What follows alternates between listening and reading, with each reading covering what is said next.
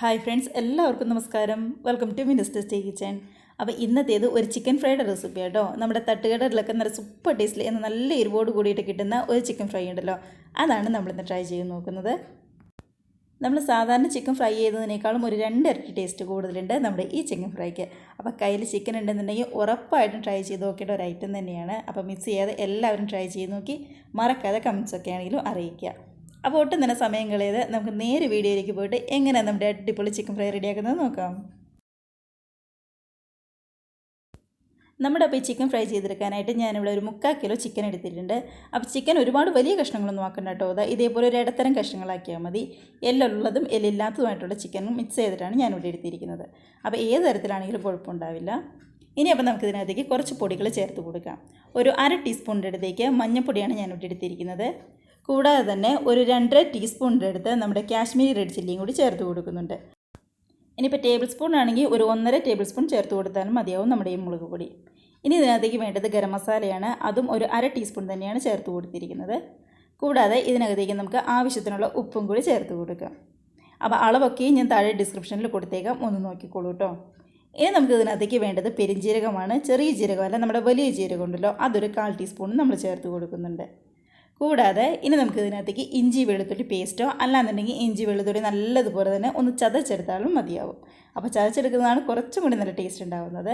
അതും ഒരു ടേബിൾ സ്പൂണിൻ്റെ അടുത്തേക്ക് ഞാൻ ചേർത്ത് കൊടുത്തിട്ടുണ്ട്. അപ്പോൾ ഇനി നമുക്ക് വേണ്ടത് കോൺഫ്ലവറാണ്. കോൺഫ്ലവറും ഒരു 1.5 ടീസ്പൂണിൻ്റെ അടുത്തേക്ക് നമ്മൾ ചേർത്ത് കൊടുക്കുന്നുണ്ട്. നമ്മളിപ്പോൾ എടുത്തിരിക്കുന്ന ഈ ചിക്കൻ്റെ അളവനുസരിച്ച് പൊടികളിലും ചെറിയ തോതിൽ അങ്ങോട്ടോ ഇങ്ങോട്ടോ വ്യത്യാസം വന്നിരിക്കാം. അത് നിങ്ങൾ നോക്കിയിട്ട് വേണം ചേർക്കാനായിട്ട്. ഇനി നമുക്ക് കോൺഫ്ലവറിൻ്റെ കൂടെ തന്നെ ഒരു ടീസ്പൂൺ അരിപ്പൊടിയും കൂടി ചേർത്ത് കൊടുക്കുന്നുണ്ട്. വറുത്ത അരിപ്പൊടിയോ വറുക്കാത്ത അരിപ്പൊടിയോ ഏതാണെങ്കിലും കുഴപ്പമുണ്ടാവില്ല. ഒരു ടീസ്പൂൺ നല്ലൊരു കോട്ടിങ് കിട്ടാൻ വേണ്ടിയിട്ടാണ്. ഇനിയാണ് നമ്മുടെ ഈ ചിക്കനിലേക്ക് നമ്മുടെ മെയിൻ ചേരുവയായിട്ടുള്ള വറ്റൽമുളക് ചതച്ചെടുത്ത് നമ്മൾ ചേർത്ത് കൊടുക്കുന്നത്. ഞാനിപ്പോൾ ഒരു 5 ടേബിൾ സ്പൂൺ അടുത്തേക്ക് വറ്റൽമുളക് ചതച്ചെടുത്തിട്ടുണ്ട്.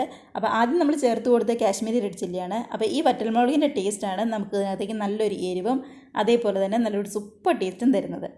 അപ്പോൾ എടുത്തിരിക്കുന്ന 5 ടേബിൾ സ്പൂണിൽ നിന്ന് ഒരു 3 ടേബിൾ സ്പൂൺ നമുക്ക് ഇപ്പോൾ ചേർത്ത് ഒന്ന് മിക്സ് ചെയ്ത് കൊടുക്കാം. ബാക്കി 2 ടേബിൾ സ്പൂൺ അവിടെ ഇരിക്കട്ടെ, നമുക്ക് ഏറ്റവും ലാസ്റ്റ് ആവശ്യമുണ്ട്. ഇനിയിപ്പോൾ നമ്മുടെ വറ്റൽമുളക് കൂടി ചേർത്ത് കൊടുത്തു കഴിഞ്ഞാൽ ഏറ്റവും ലാസ്റ്റായിട്ട് ഇതിനകത്തേക്ക് ഒരു ടേബിൾ സ്പൂൺ നമ്മുടെ നാരങ്ങാ നീരോ അല്ലാന്നുണ്ടെങ്കിൽ നമ്മുടെ വിനാഗിരിയോ ചേർത്ത് കൊടുക്കാം. നാരങ്ങാ നീരോ വിനാഗിരിയോ ഏതാണെങ്കിലും കുഴപ്പമുണ്ടാവില്ല കേട്ടോ. അതും കൂടി ചേർത്ത് കൊടുത്ത് കൈവച്ച് നല്ല രീതിയിൽ തന്നെ നമുക്കിതൊന്ന് മിക്സ് ചെയ്തെടുക്കാം.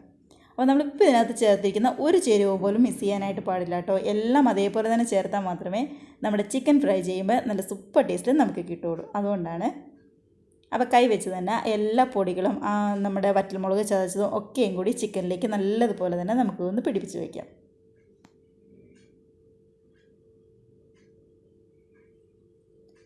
ഇപ്പോൾ നമ്മുടെ ചിക്കനിലേക്ക് നമ്മൾ എല്ലാ മസാലയും നന്നായിട്ട് തന്നെ പിടിച്ച് വെച്ചിട്ടുണ്ട്. അപ്പോൾ ഇനി നമ്മൾ ചെയ്യുന്നത് ഇതെല്ലാം കൂടി ഒന്നും കൂടി ഒന്ന് സെറ്റ് ആവാനായിട്ട് നമുക്കിത് കുറച്ച് നേരം ഒന്ന് റെസ്റ്റ് ചെയ്യാൻ വെക്കുകയാണ് ചെയ്യുന്നത്. ഞാനിപ്പോൾ ഒരു 4 മണിക്കൂറെങ്കിലും നമ്മുടെ ഫ്രിഡ്ജിൽ ഇതൊന്ന് സെറ്റ് ആവാനായിട്ട് വെക്കുന്നുണ്ട്. ഫ്രീസറിലൊന്നും വെക്കേണ്ട, താഴത്തെ തട്ടിൽ വെച്ചാൽ മതി.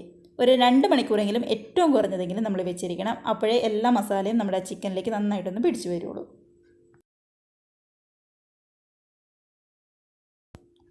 അങ്ങനെ നമ്മുടെ ചിക്കനൊക്കെ 2-3 മണിക്കൂർ കഴിഞ്ഞെടുത്തപ്പോൾ അത്യാവശ്യം നന്നായിട്ട് ഒന്ന് തണുത്ത് ഒന്ന് സെറ്റായി വന്നിട്ടുണ്ട്.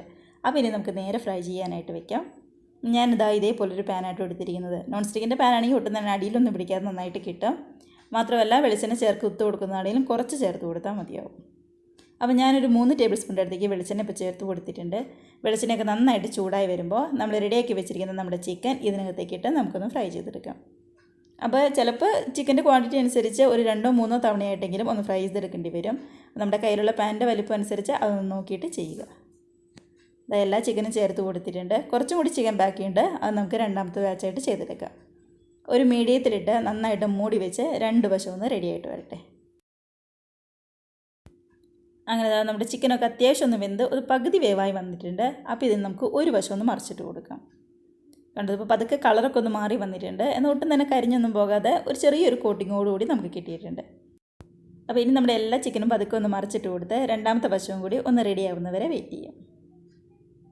അവിടെ എല്ലാത്തിൻ്റെയും കളർ പതുക്കെ ഒന്ന് മാറി വന്നിട്ടുണ്ട്. നമ്മുടെ കാശ്മീരി റെഡ് ചില്ലിയൊക്കെ ചേർത്ത് കൊടുത്തുകൊണ്ട് നല്ലൊരു ചുമന്ന കളറിൽ കിട്ടിയിട്ടുണ്ട്. മാത്രമല്ല നമ്മുടെ ചിക്കനിലെ വറ്റൽമുളകൊക്കെ ഇങ്ങനെ കിടക്കുന്നത് കാണാൻ തന്നെ നല്ലൊരു ഭംഗിയുണ്ട്. അപ്പോൾ നമ്മുടെ ചിക്കൻ കടിക്കാൻ നിർത്തി ഈ വറ്റൽമുളകൊക്കെ കൂടി കടിക്കാൻ കിട്ടുമ്പോൾ ഒരു പ്രത്യേക ടേസ്റ്റും അതേപോലെ തന്നെ നല്ലൊരു എരിവും ഉണ്ടാവും കേട്ടോ. ഇനിയിപ്പോൾ എരിവൊന്നും ഇത്ര ഇഷ്ടമല്ലാത്തവരാണെന്നുണ്ടെങ്കിൽ നമ്മുടെ വറ്റൽമുളക് എടുത്തിരിക്കുന്നത് കുറച്ച് കുറയ്ക്കാവുന്നതേ ഉള്ളൂ. പക്ഷേ ഈ എടുത്തിരിക്കുന്ന അളവെന്ന് പറയുന്നത് നല്ലൊരു എരിവോട് കൂട്ടിയിട്ട് നമുക്ക് കിട്ടുന്ന ചിക്കൻ ഫ്രൈയുടെ അളവാണ് ഞാനിപ്പോൾ പറഞ്ഞത്. ഇപ്പോൾ രണ്ട് വശമൊക്കെ ആണെങ്കിലും നന്നായിട്ടൊന്ന് റെഡിയായി വന്നിട്ടുണ്ട്. കണ്ടോ, രണ്ട് വശം നന്നായിട്ടൊന്ന് മുരിഞ്ഞ്, എന്നാൽ ഓവറായിട്ട് അങ്ങ് മുരിഞ്ഞൊന്നും പോയിട്ടില്ല, നന്നായിട്ടൊന്ന് വെന്തം വന്നിട്ടുണ്ട്. അപ്പോൾ ഇത് മതി, നമുക്കിതെടുത്ത് അങ്ങ് മാറ്റി വയ്ക്കാം. അപ്പോൾ നമ്മൾ കുറച്ച് ചിക്കനും കൂടി ബാക്കിയുണ്ട്, അതും നമുക്ക് ഇതേ പാനിൽ തന്നെ അങ്ങ് പൊരിച്ചെടുക്കാം. നമ്മുടെ പാനിൽ നോക്കിയപ്പോൾ വെളിച്ചെണ്ണ കുറച്ച് കുറവായിരുന്നു, അതുകൊണ്ട് 1 ടേബിൾ സ്പൂൺ വെളിച്ചെണ്ണയും കൂടി ഞാൻ ചേർത്ത് കൊടുത്തിട്ടുണ്ടായിരുന്നു കേട്ടോ. അപ്പോൾ ഇനി നമുക്ക് ഈ ചിക്കനും കൂടി ഒന്ന് ഫ്രൈ ചെയ്ത് മാറ്റി വയ്ക്കാം. അങ്ങനെ നമ്മുടെ 2 ബാച്ച് ചിക്കനും നമ്മളിവിടെ വറുത്ത് മാറ്റി വെച്ചിട്ടുണ്ട്. അപ്പോൾ ഇനി നമ്മൾ ചിക്കനിലേക്ക് ഒരു ചെറിയൊരു കോട്ടിങ് കൂടി, ഒരു ചെറിയൊരു മസാലയും കൂടി ഒന്ന് റെഡിയാക്കി എടുക്കുന്നുണ്ട് കേട്ടോ. ഞാനിപ്പോൾ അതിനായിട്ട് നമ്മുടെ ചിക്കൻ ഫ്രൈ ചെയ്ത അതേ പാൻ തന്നെയാണ് എടുക്കുന്നത്. അപ്പോൾ അതിനകത്തേക്ക് കുറച്ചും കൂടി വെളിച്ചെണ്ണ നമ്മൾ ചേർത്ത് കൊടുക്കുന്നുണ്ട്. ഒരു 2 ടേബിൾ സ്പൂൺ അത്രയും മാത്രം മതിയാവും. അപ്പോൾ നമ്മുടെ വെളിച്ചെണ്ണയാണെങ്കിൽ നല്ലതുപോലെ തന്നെ ഒന്ന് ചൂടായിട്ട് വരട്ടെ. ഇത് വെളിച്ചെണ്ണയൊക്കെ ചൂടായി വന്നിട്ടുണ്ട്. അപ്പോൾ ഇതിനകത്തേക്ക് ഒരു 4-5 വെളുത്തുള്ളി ചെറിയതായിട്ട് ഒന്ന് കട്ട് ചെയ്ത് വെച്ചതാണ്, അത് നമുക്ക് ചേർത്ത് കൊടുക്കാം.